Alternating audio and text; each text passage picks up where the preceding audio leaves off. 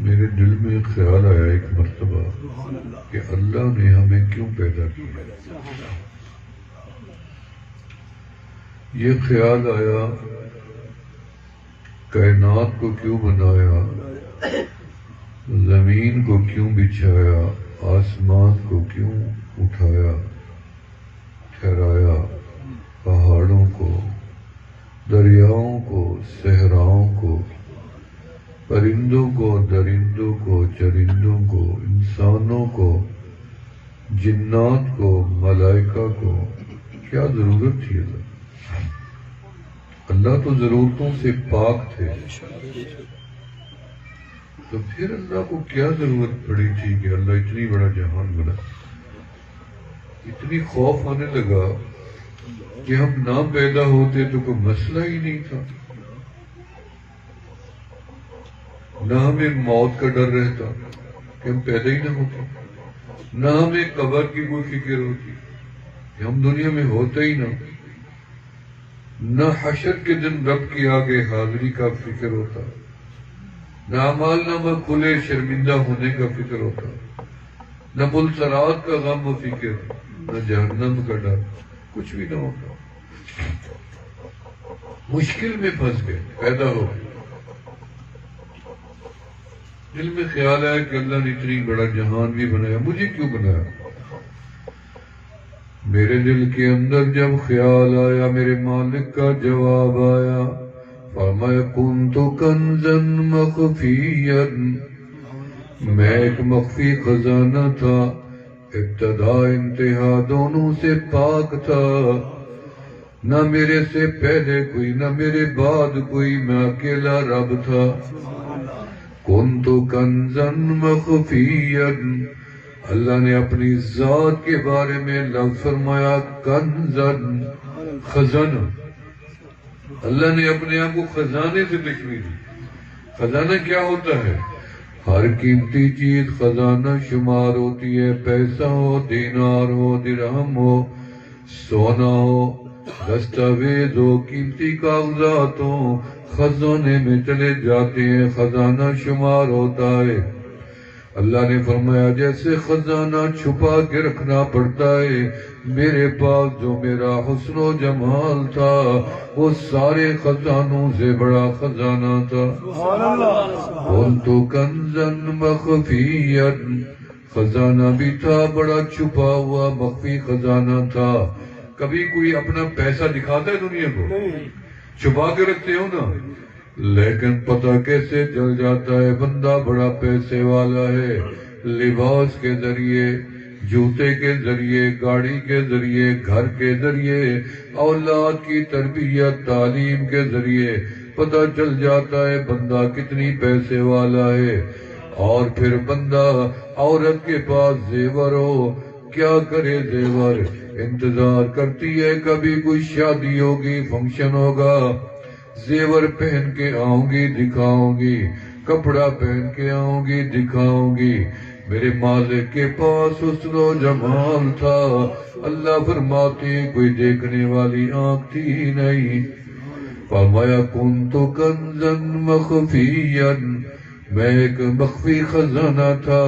فاحببت ان اعرف، ہمارے من میں آیا ہم اپنی پہچان کروائیں، کسی کو حسن و جمال دکھائیں. سبحان اللہ. کچھ بھی نہیں تھا. فخلقت خلقی، پھر ہم نے اپنی شان کے مطابق تخلیقات کر دی. سبحان اللہ. شان کے مطابق انسان کیا بنا سکتا ہے؟ انسان ایک تھوڑا سا ایک گھر بنا سکتا ہے، 2 گھر بنا سکتا ہے، 10 بنا لے گا، ایکڑ کا گھر بنا لے گا، 50 ایکڑ کا بنا لے گا. لیکن میرے مالک نے جہان بنا دیا، مشرق سے چلو مغرب تک، مغرب سے چلو شمال تک، جنوب تک، تحت الثری میں چلے جاؤ، سمندروں میں چلے جاؤ، فضاؤں میں چلے جاؤ، آسمانوں میں چلے جاؤ. رب نے اپنی شان کے مطابق کائنات بنائی.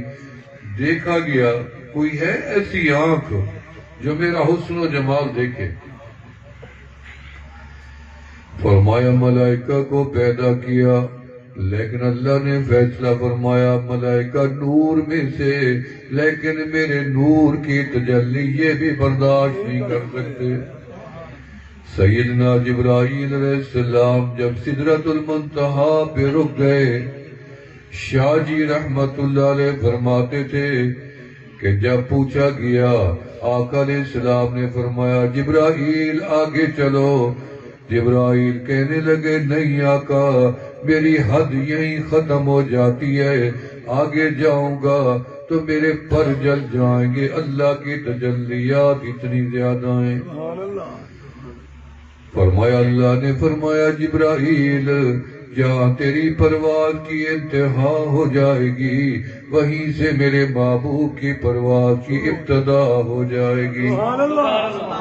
شاہ جی رحمت اللہ علیہ نے فرمایا جبرائیل یہ کیسی دوستی تھی، کیسا رشتہ ناتا تھا، جا کے تو نے سدرا پہ کہہ دیا آگے نہیں جا سکتا۔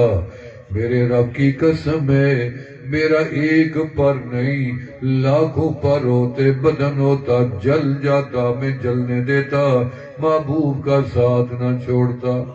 یہ تو وجد میں آ گئے، وگرنہ تو حکم ربی تھا۔ اگر اللہ حکم ہمیں دیتے رک جاؤ، رک جاتے۔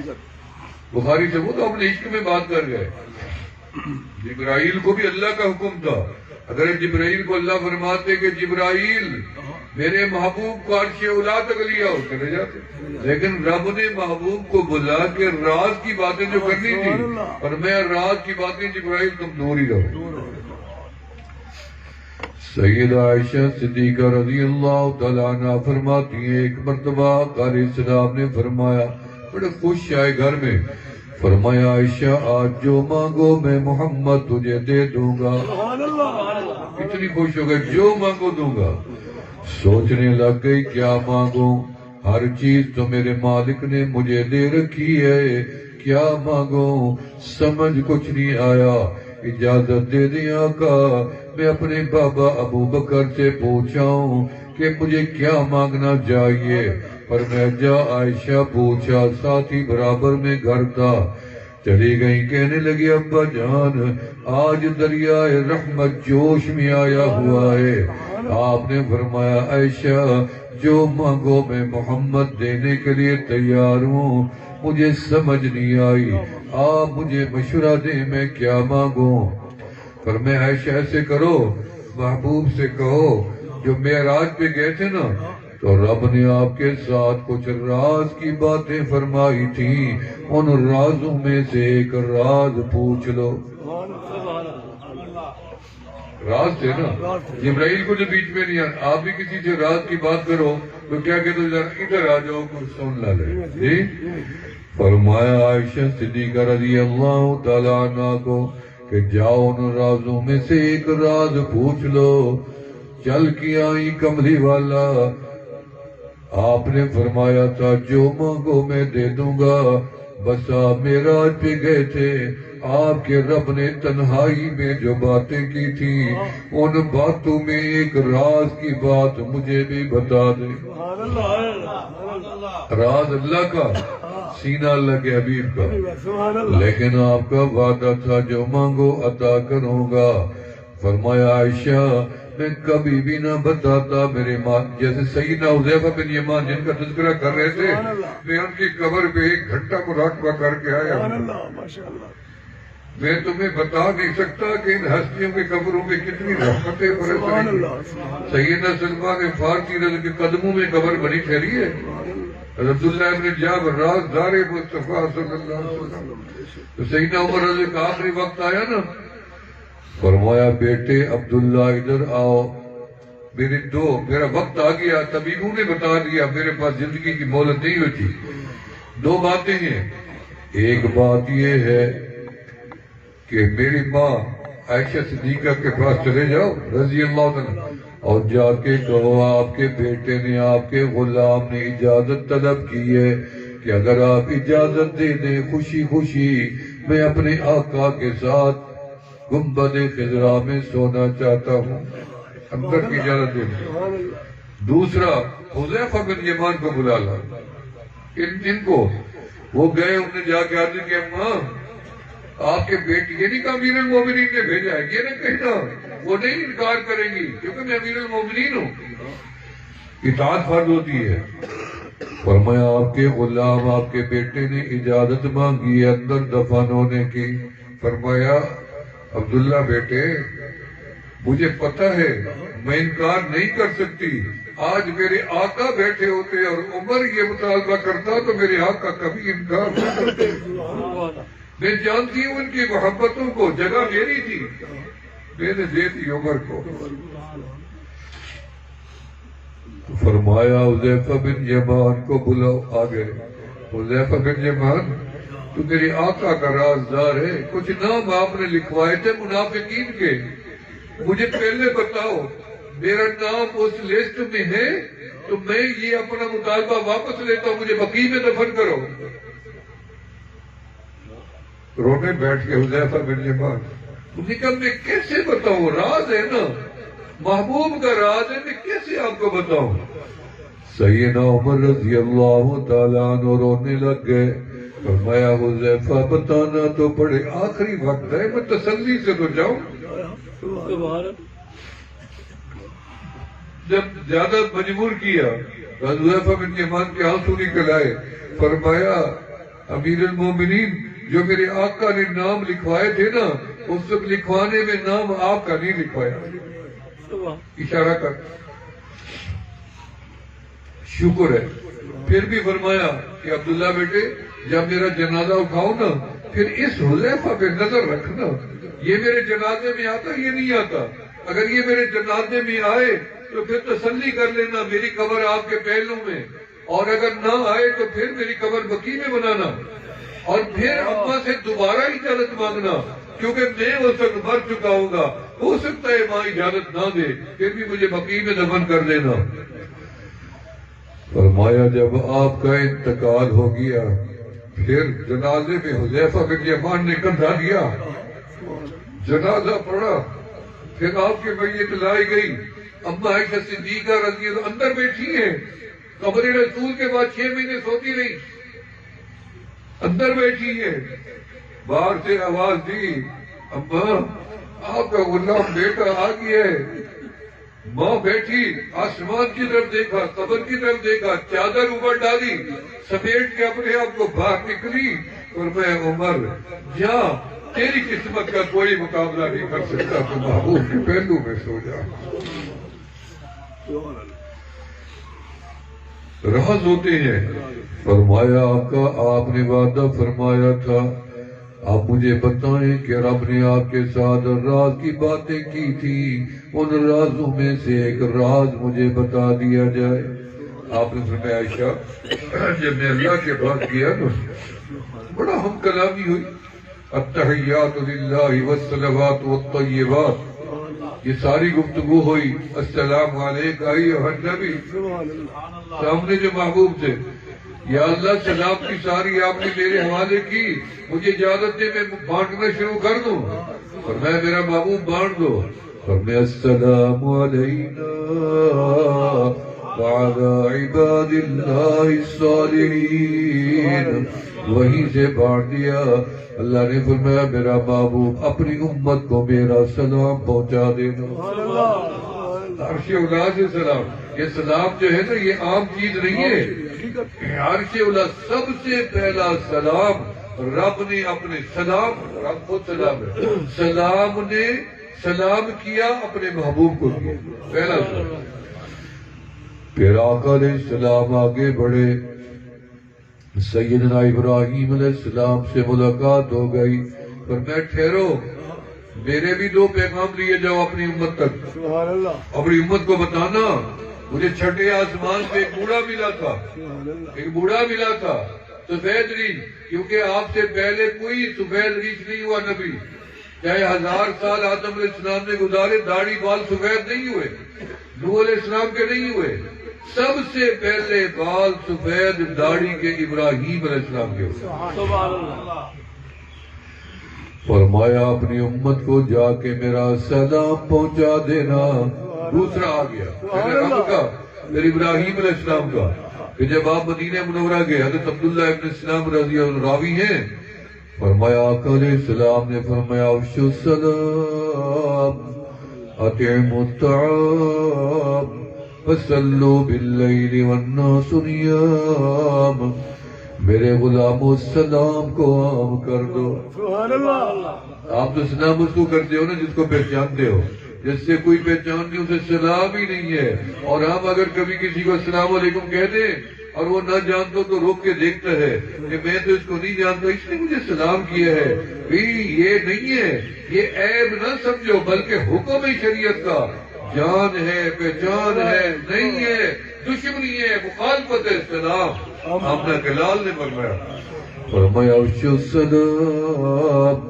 حجۃ الوداع میں آقا علیہ السلام نے فرمایا میرے غلاموں میں آپ کو ایک امانت دیتا ہوں، یہ تو میری امانت لے لو۔ کہاں کریں گے؟ فرمایا میرے بعد جو لوگ آئیں گے نا یہ امانت ان کو دے دینا۔ کون سی؟ فرمایا میرا سلام لے لو، ان کو پہنچا دینا جنہوں نے مجھے دیکھا نہیں ہے۔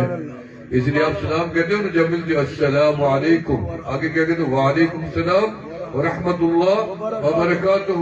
نماز مکمل نہیں ہوتی۔ فرمایا جب بھی مسجد میں جاؤ خالی ہو پھر بھی کہو السلام علینا وعلی عباد اللہ الصالحین۔ لوگ قبرستان میں چلے گئے، آپ کا گزر ہوا تو کیا کہو السلام علیکم یا اہل القبور۔ اور نبی اسلام کے گنبد خضرا قبر رسول پہ جاؤ تو کیا کہو گے؟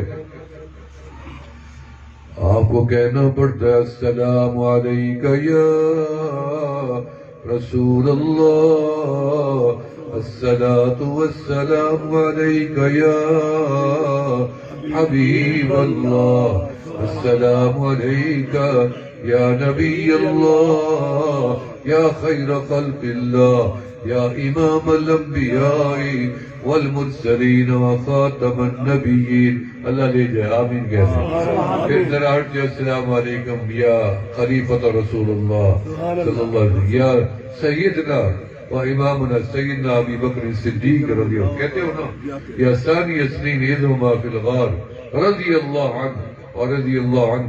اور یہ آگے نکلتے ہو السلام علیکم یا خلیفۃ رسول اللہ، السلام علیکم یا امیر المومنین سیدنا عمر بن الخطاب۔ اللہ نصیب کرے آمین۔ دوبارہ حاضری نصیب ہو جائے۔ فرمایا آقا جو آپ کے ساتھ اللہ نے راز کی باتیں فرمائی تھی ان رازوں میں سے ایک راز تو بتا دو۔ مسلمان کا راز امانت ہوتا ہے، یاد رکھنا۔ میں آپ کے ساتھ راز کی بات کروں، مہر لگ گئی ہے، روح نکل جائے لیکن بات نہیں نکلنی چاہیے، یہ امانت ہے۔ مسلمان کا راز، خاوند بیوی کا راز، خاوند کو شرم پابندی ہے کہ بیوی کی بات باہر نہیں کر سکتا۔ آج ہر دوسرا بندہ بیوی کی کہانیاں سناتا ہے۔ بیوی میں پابندی ہے عورت پہ کہ اپنے خاوند کی کوئی بات ہو کسی دوسری عورت کے سامنے نہیں کر سکتی ہے۔ راز ہوتے ہیں، راز، بھائیوں کے راز، دوستوں کے راز، رشتہ داروں کے راز، یہ راز پابندی ہوتی ہے۔ فرمایا آقا جو رب نے آپ کے ساتھ راز و نیاز کی بات فرمائی تھی ان رازوں میں سے ایک راز تو بتا دیں۔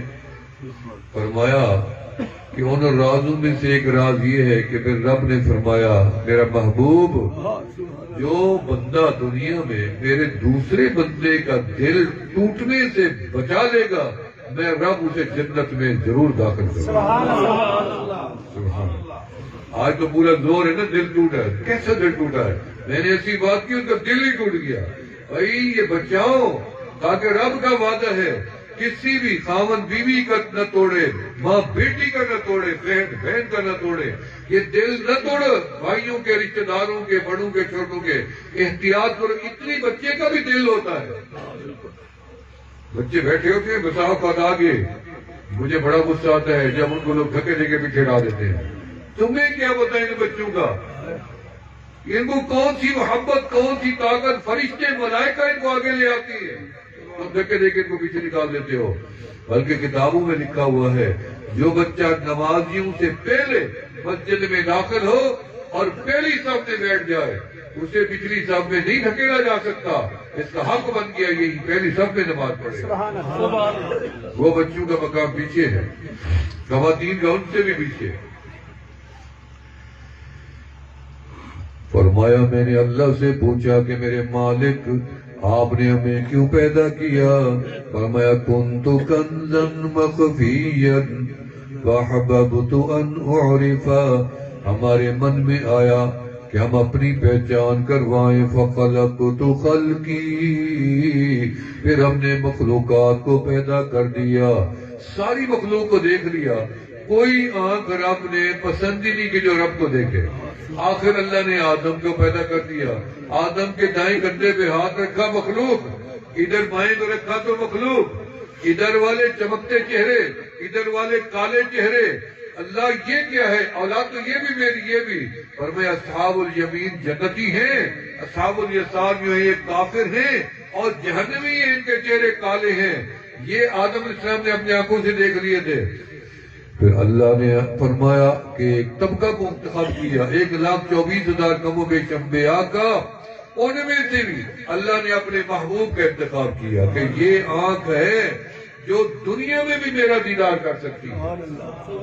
حالانکہ دیدار کی تمنا تو آدم علیہ السلام کو بھی تھی، دیدار کی تمنا تو جبرائیل کو بھی تھی، دیدار کی تمنا تو ہر نبی نے کی کہ اللہ اپنا دیدار کروا، دیدار کی تمنا تو مجھے بھی ہے، دیدار کی تمنا تو اگر نہ ہوتی آدھی رات کو کون اٹھتا ہے وضو کر کے ٹھنڈے پانی میں نماز کے لیے؟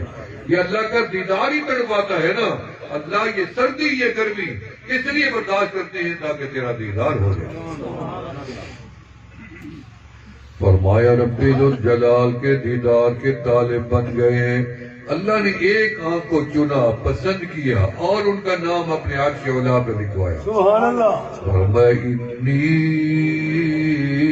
انا اللہ لا الہ الا انا، اب تعارف شروع ہو گیا۔ سبحان اللہ۔ اب اللہ اپنی پہچان شروع کروا رہے، کیسے؟ سب سے پہلے اللہ نے اپنا نام ظاہر کیا، رب نے اپنے آپ کو اب بھی 70,000 جو اللہ کے شان کے لائق نور کے پردے ہیں ان کے پیچھے رکھا ہوا ہے۔ اللہ نے سب سے پہلے اپنا نام ظاہر کیا، اس میں بھی اتنی تجلیات ہیں، آج بھی اللہ کے نام جیسے موجود ہے یا نہیں ہے؟ آج بھی موجود ہے۔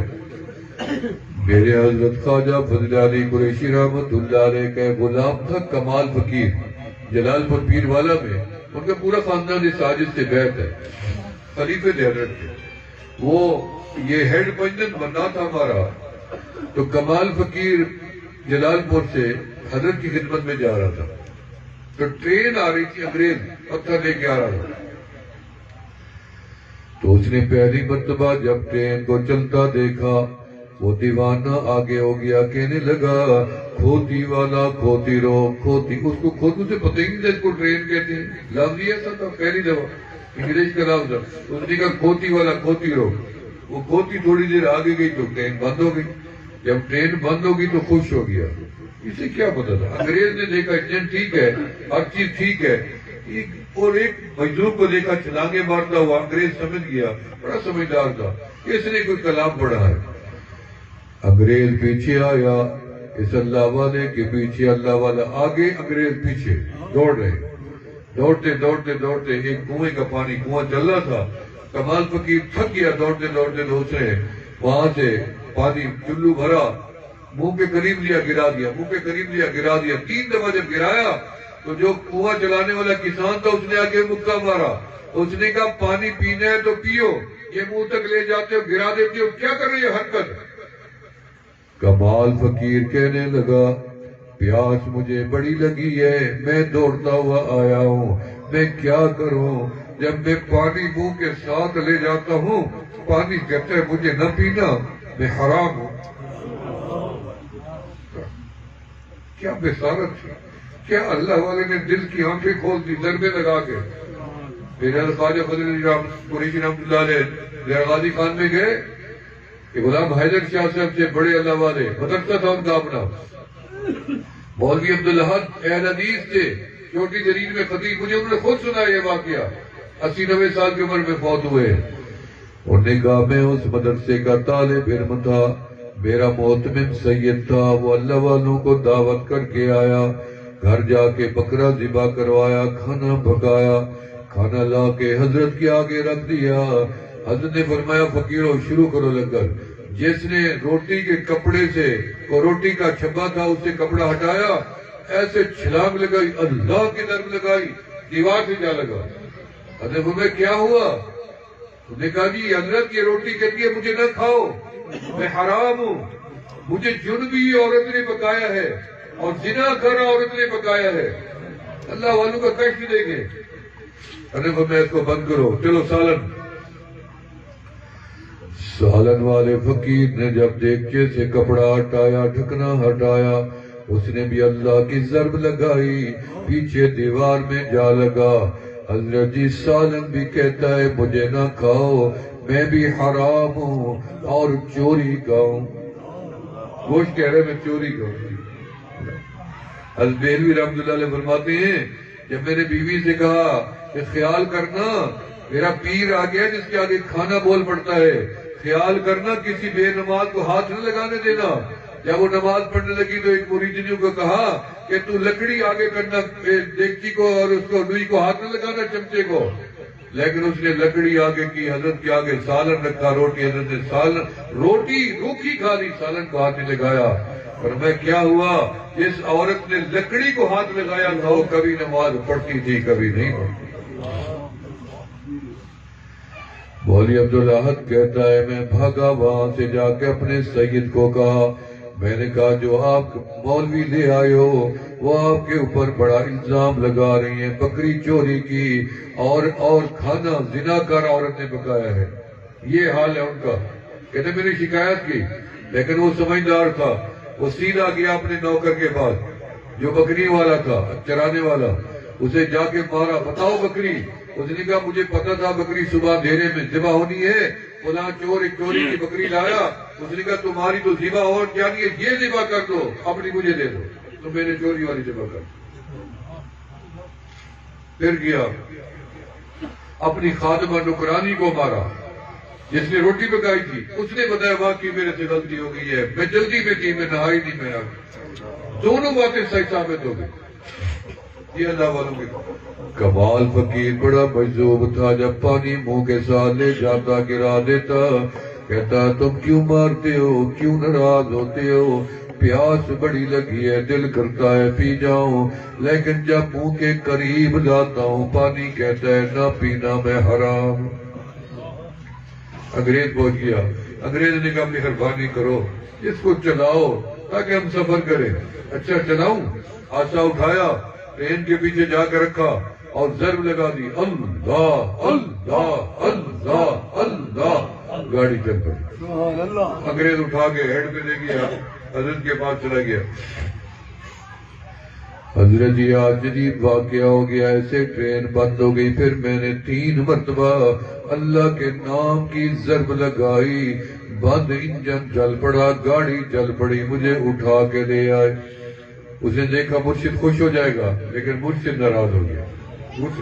حضرت جی ناراض ہو گئے، انہوں نے کہا کمال یہ کیا کر دیا تو نے، اتنی محنت لوہے پہ کر دی، یہی توجہ ان پہ ڈال دیتا، کم از کم وہ جہنم کی آگ سے تو بچ جاتے۔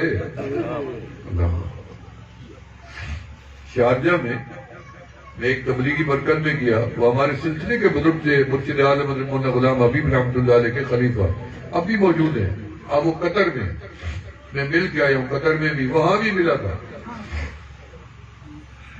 تو وہ ایک مرتبہ پتا چلا کہ اندرا گاندھی مر گئی ہے، شارجہ میں دیتا ہوں، اندرا گاندھی مر گئی ہے۔ جب اندرا گاندھی کا پتا چلا مر گئی ہے، انہوں نے کہا مر گئی، انہوں نے کہا جی، بے ہوش ہو گئے۔ اب جب بے ہوش ہو گئے تو کئی دن ہوش ہی نہیں آیا، ہسپتال میں داخل ہو گئے، چھ میں گوئیاں شروع ہو گئی، مولوی کا کیا تعلق تھا، وظیفہ ملتا ہوگا، پیسہ ملتا ہوگا، ایجنٹ ہوگا، کیا وجہ ہے، نام سنتے ہی بے ہوش ہو گئے۔ تبلیغی جماعت کے لوگ تھے، جب ہوش آئے، حضرت جی آپ کا کیا تعلق تھا، اندرا گاندھی تھی، کافرہ تھی، مر گئی۔ انہوں نے کہا بات یہ نہیں ہے، بات یہ ہے 1.25 ارب مسلمان اور اندرا گاندھی مر گئی، ہم اسے قائل نہیں کر سکے کہ وہ کلمہ پڑھتی بیچاری جنت میں چلی جاتی۔ مجھے یہ غم کھا گیا، یہ امت کا غم ہے کہ اللہ نے اس تبلیغی جماعت کو عطا کیا ہو۔ یہ مدرسہ ہے، ماشاءاللہ طبیعت خوش ہو گئی ہے، بچے کی دستار بندی، اللہ ان کو قیامت تک آباد و شامل آمین۔ آباد رہنا چاہیے نہیں رہنا چاہیے جی؟ اللہ تعالیٰ اس کو بھی کیا. اور جتنی مدارس ہیں ہمارے حضرت قادریہ بیٹھے ہیں ادھر، ہمارے مفتی صاحب بیٹھے ہیں، ماشاءاللہ رنگ لگے پڑے، رنگ لگے پڑے ہیں. ترنڈا محمد بنا ہمارا مرکز ہے، دین کا مرکز ہے ماشاءاللہ، اور سلوک کا مرکز ہے، قرآن کی تعلیمات کا مرکز ہے. اللہ تعالیٰ اس کو قیامت تک پورے شہر کی حفاظت فرمائے، ہماری ماؤں بہنوں بیٹیوں کی بھی حفاظت فرمائے. میرے دوستو، مجھے قاری ساجد صاحب کہتے ہیں کہ مسکین پور شریف میں کام ہو رہا ہے، خانقاہ کی تعمیر ہو رہی ہے، دیوار مل رہی ہے ماشاءاللہ، کافی دیوار، 5 ایکڑ کو دیوار دے رہے ہیں، اجتماع گاہ بنا رہے ہیں. کہتے ہیں یہاں والے ساتھیوں کا حصہ ملنا چاہیے. ابھی بھی 3 دفعہ مجھے کہہ کے آئے، تو میرا دل تو نہیں تھا اس کو بند کرنا.